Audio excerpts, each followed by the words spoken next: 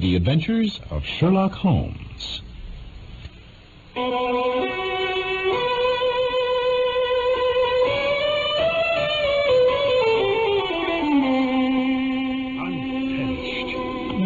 Me too.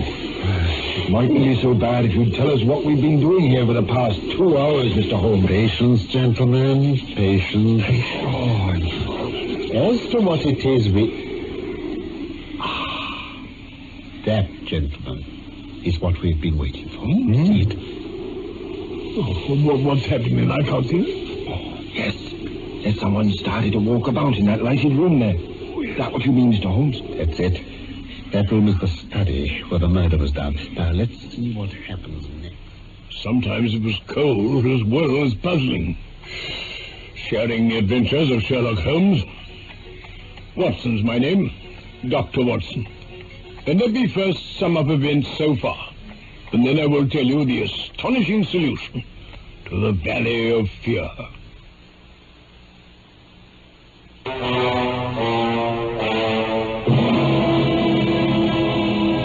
Police were as baffled as I was over the murder at Boscombe Manor in Sussex.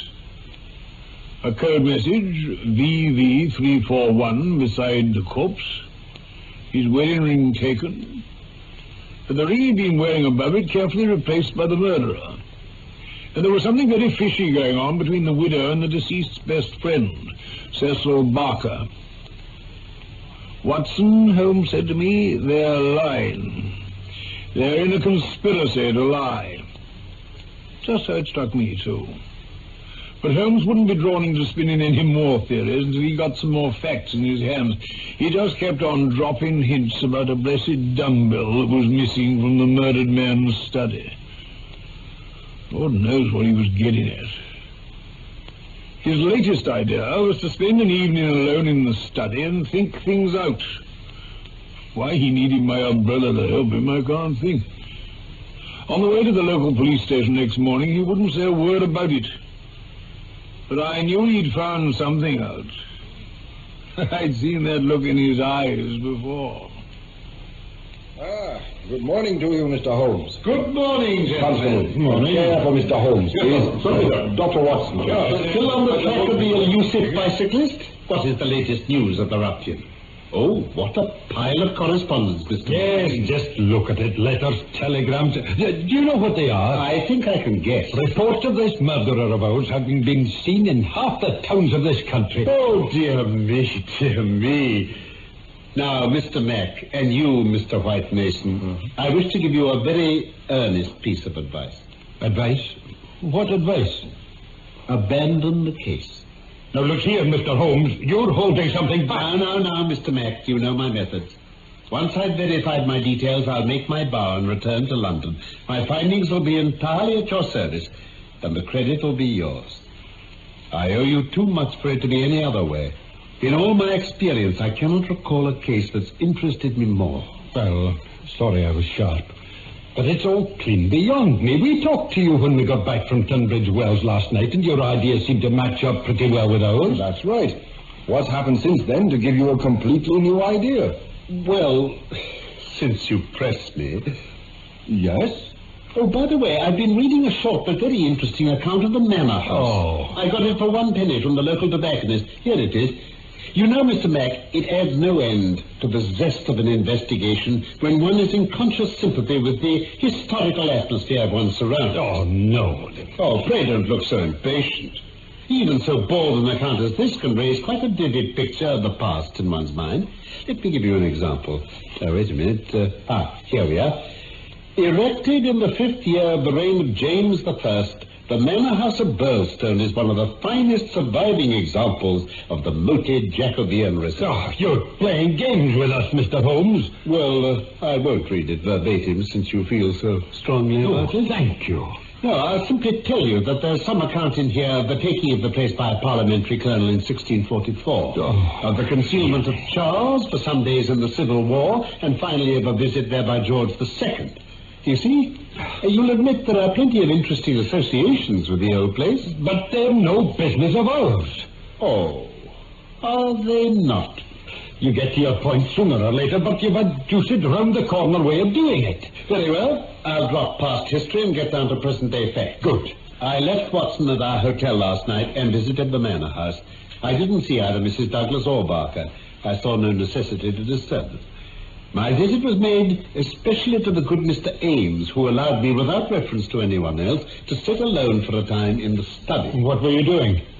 Well, not to make a mystery of so simple a matter, I was looking for the missing dumbbell. Oh, not that again. It has always bulked rather large in my estimate of the case. I ended by finding it. Where, Holmes? Well, it's Greek to me. We're bound to take you on your own terms, we know that, but when it comes to telling us to abandon the case... Well, at least don't trouble to trace the mysterious gentleman whose bicycle got left behind. It won't help you. And what do you suggest, then? I suggest you take a nice, cheery, country walk. What? The views over the Weald are quite remarkable. No doubt you could get lunch at some suitable hostelry, though my ignorance of this part of the world prevents me from recommending Look one. here. Then in the evening, tired but happy... Man, this is getting past a joke. If you think Mason and I've got nothing better to do than sit here and listen to you going on... Oh, dear me, Mr. Mac, I'm sorry if I've offended you. Well, spend the day as you like. But meet me here before dusk, without fail. Now that sounds more to the point, Mr. Holmes. Oh, so does the rest of it. But I don't insist you take it, so long as you're here when I need you. Agreed, Mr. Mac? Oh, very well, Mr. Holmes. Now, before we part, I'd like you to do something for me. Well? I'll dictate a note to Mr. Barker. I want you to write it. Right you are.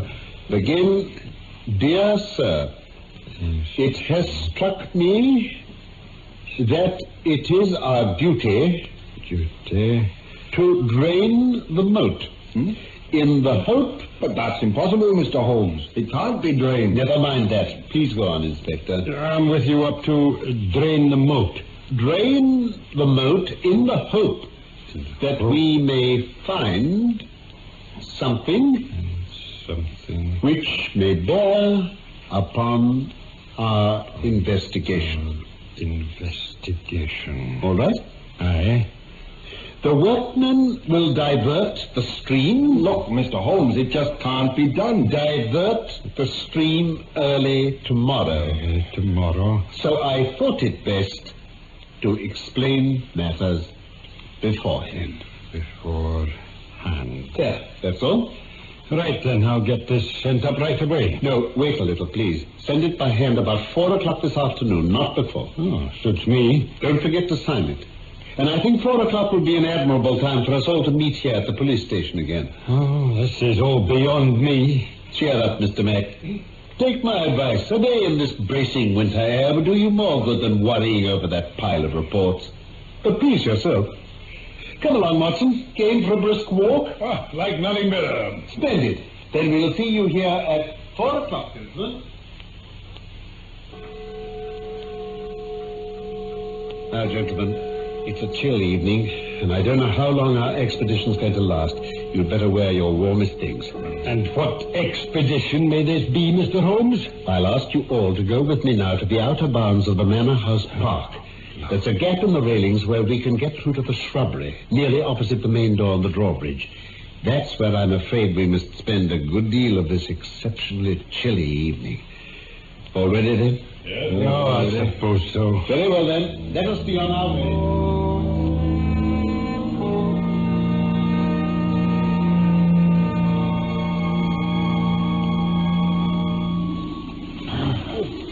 I'm perished. Me too. It mightn't be so bad if you'd tell us what we've been doing here for the past 2 hours, Mr. Holmes. Patience, gentlemen. Patience. Oh, I'm frozen. As to what it is that, gentlemen, is what we've been waiting for. See it? What's happening? I can't see it. Yes. There's someone started to walk about in that lighted room there. Is that what you mean, Mr. Holmes? That's it.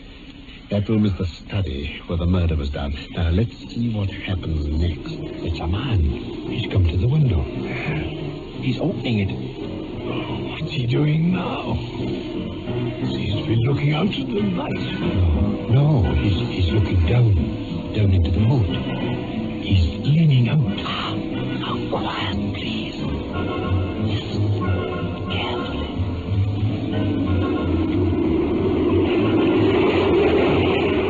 Quick as you can, everyone! Follow me!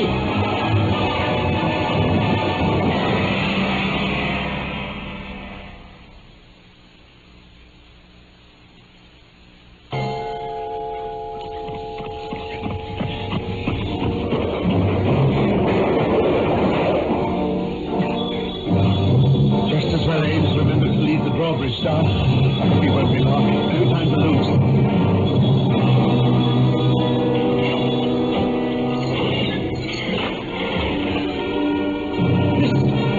Sir, out of the way! Come on! Come on, Mason. Hurry!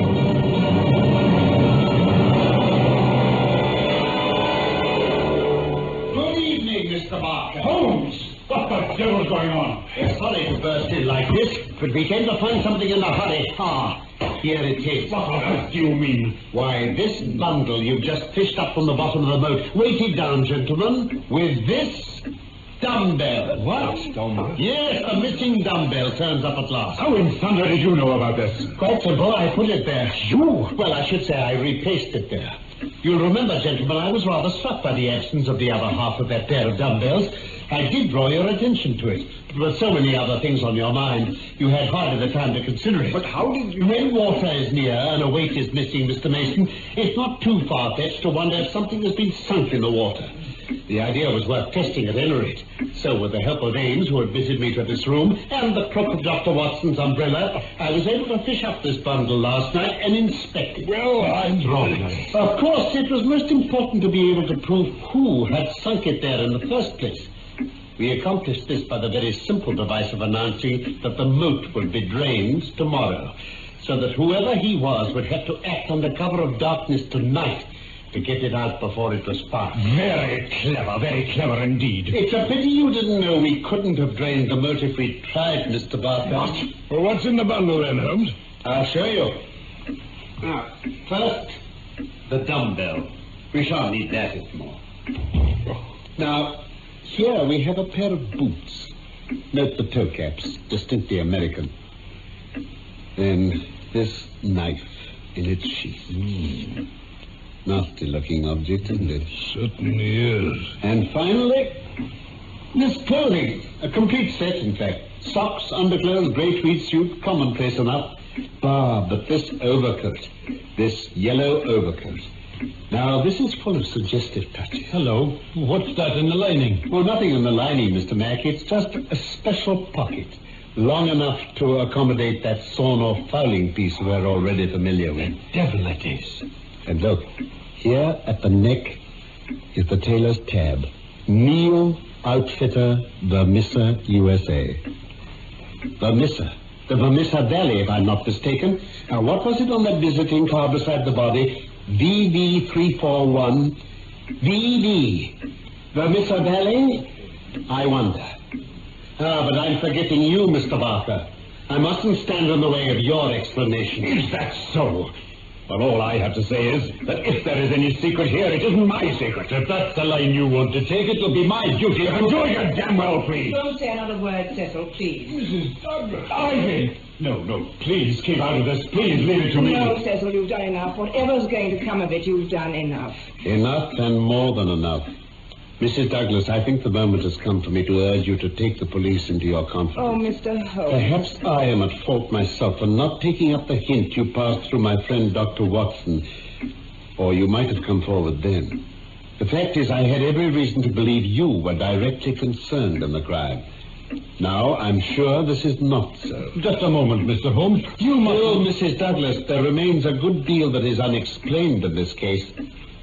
I would strongly recommend that we should hear it in his own words from Mr. Douglas. Mr. Holmes is right, Ivy, my dear. Oh, Jack, darling, it's best this way. I know it is. Mr. Douglas, sir. I am John Douglas. But what? How on earth? If you'd been looking towards the fireplace, you'd have seen for yourself, Inspector McCoy. Fireplace? Ah, Mr. Mack, you would not read that excellent local compilation which told the story of Charles II's concealment, would you? People didn't hide in those days without reliable hiding places. I had persuaded myself we should find Mr. Douglas under this very roof. So you let us waste our time searching for something Not one instant was wasted, my dear Mr. Mack. I did not form my views of this case completely till last night. They could not be put to the proof until this evening, so I invited you and your colleague to take a day off. What more can I do? Then do we understand that this man's been hiding just off this room for the past 2 days? That's correct. And many is the time I've wanted to sing out and set you right. Very considerate. Inspector, I understand what you must be feeling about me. Let me tell you my story. Very well, sir. But there's just one thing I'd like to know first from Mr. Holmes. Well, Mr. Mack?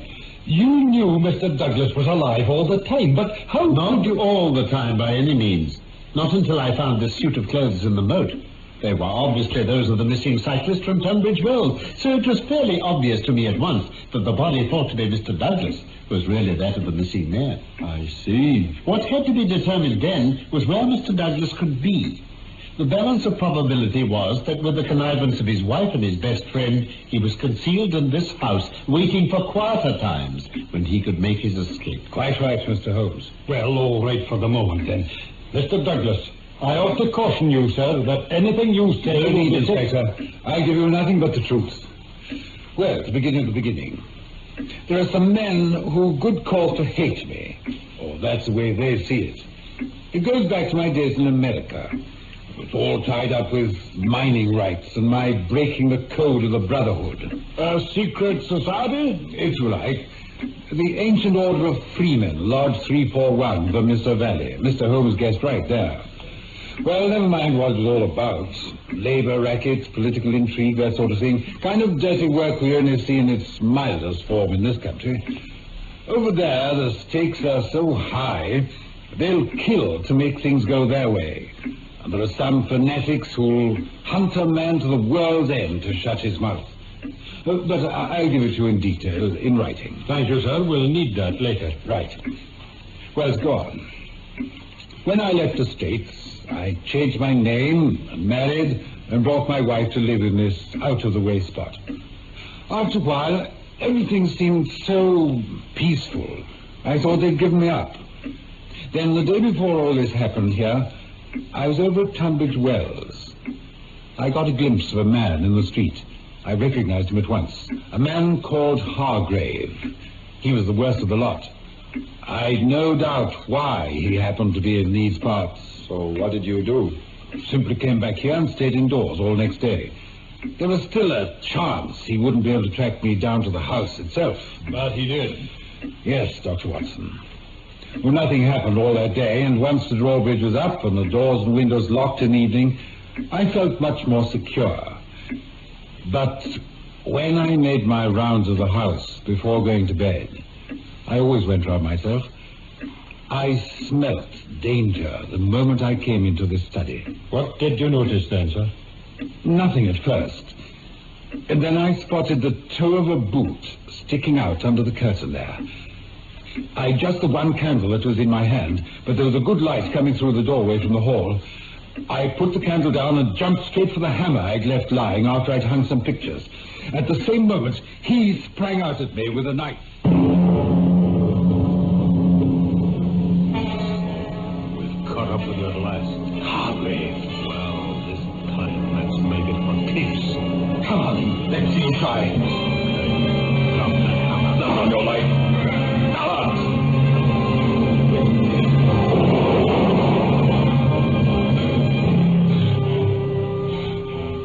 Oh, God. Jack, what the blazes is up? It went off, straight in his face. We were fighting. He managed to pull that gun out of his pocket. The trigger got pulled. I don't know which of us did it. What a ghastly sight. Who was it? One of them, from America. I knew they'd catch up with me sooner or later. Jack? Lord! Ivy! No, Ivy! No, don't come in. For heaven's sake, stay outside. Oh, what is it, Jack? Listen, dear. I want to do what I say. A man has been shot dead. It's a terrible sight. He'd broken in here. I promise I'll come and tell you about it as soon as I can. But I'm quite all right. Now go back upstairs, please. And not a word to a soul till I've been up to see you. Oh, very well. But come soon. Yes, I will. Jack, what do you make of this? What? Here, where his sleeve's written up. A brand mark, the same as yours. A triangle on a circle. Well, it's not surprising. We all had it. Just a minute. Listen. I can't hear anything. That's just it. No one else is stirring. No one but Ivy and I heard the shot. Well? No one knows what's happened here but the three of us. Jack, we've got to work quickly. Oh, for heaven's sake, what are you talking about? Shh! Don't you see? The fellow's face is unrecognizable. He's about your height and build. He's got the same brand mark on his arm. Off you go upstairs. Get some of your night clothes and a dressing gown. But don't argue. Hurry. And don't let anyone see you.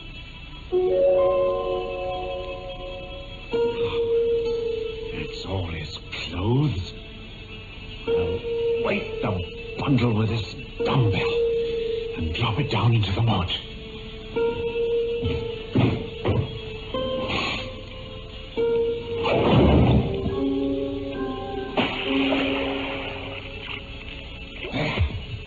Where's that card he had in his pocket? VV341 thing. Ah, it's here. We'd better put it under the body. 10 to 1, the idea is for it to get mentioned in the newspaper reports, so they have proof their man did his job. Right. Then, what about the rings? Rings? Your rings, your wedding ring, and the one with the nugget. They'll never believe it's you without those. Ames is sure to notice. I suppose I'll have to put them on him. And there's the nugget. Right. I'm afraid this wedding ring will never come off. Hasn't been off since the date was put on. Not a hope. I have to do with just the other one, then. Ah, nothing else. Let's have a look at you. Ah, What is it? that plaster on your chin. Cut yourself shaving this morning. Yes. Better let me have it. Right. Right.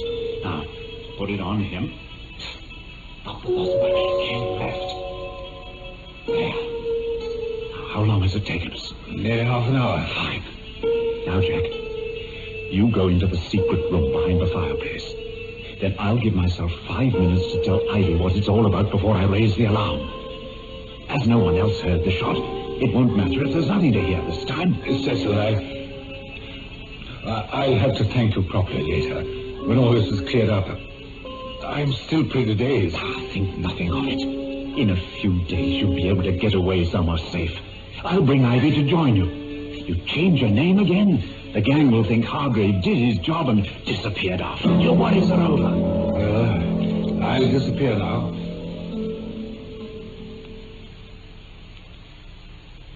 Well, that's how it was, Inspector. I see. But perhaps you'd better hear the rest from Mr. Barker. Yes, please. Well, I just made a mark on the windowsill, and having planted that false clue, I rang the bell like mad when Mrs. Douglas came down again as arranged. That's all, gentlemen. Every word you've heard is the truth. Yes, it's the truth. This matter will have to go forward officially, you understand, sir. It'll get into the papers. Whoever they are, they'll know sooner or later how you tricked them. I understand that, Inspector. We'll make our preparations to leave the country, and the minute it's all over, we can get away. Out of the valley of fear forever, my darling. Well, Holmes, they'll have sailed by now. And no one but ourselves and Mr. Barker knows where to. I wonder, Watson. I wonder. Oh, surely, Holmes, after all those precautions, to all intents and purposes, when he walked out of that assize court a free man, the earth opened and swallowed him up. You forget who we're dealing with, Watson. Professor Moriarty. It's my guess he was only responsible for tracking Douglas down. You think they engaged Moriarty to help them, and now they'll ask him to do the whole job? He'll be very aggrieved if they don't. He'll have read by now how his work has been wasted. Ah, Mrs. Hudson. There's a note for you, Mr. Holmes. I found it pushed under the street door. Oh, thank you, Mrs. Hudson. Thank you, sir. Now, what have we here? Written with a J pen on expensive paper in a cultivated but disguised hand. Oh. Who's it from? What is it? There's no signature. He doesn't need one. It simply says, "Dear me, Mr. Holmes. Dear me." Moriarty? Exactly. Can't you make any move against him? On what grounds? With what proof? Then must he always have the opening gambit while you follow a move behind? That's it, Watson. But I shall beat him in the end. Never doubt that. There have been devils like Moriarty loose in the world since long before our time. And there always will be. And someone's always got the better of them, sooner or later. Always been a Sherlock Holmes man, eh? And a Dr. Watson. Complete, of course, with the vital umbrella. Now, come along, my dear Watson. Pass me my Stradivarius. Yes. And you like your flight.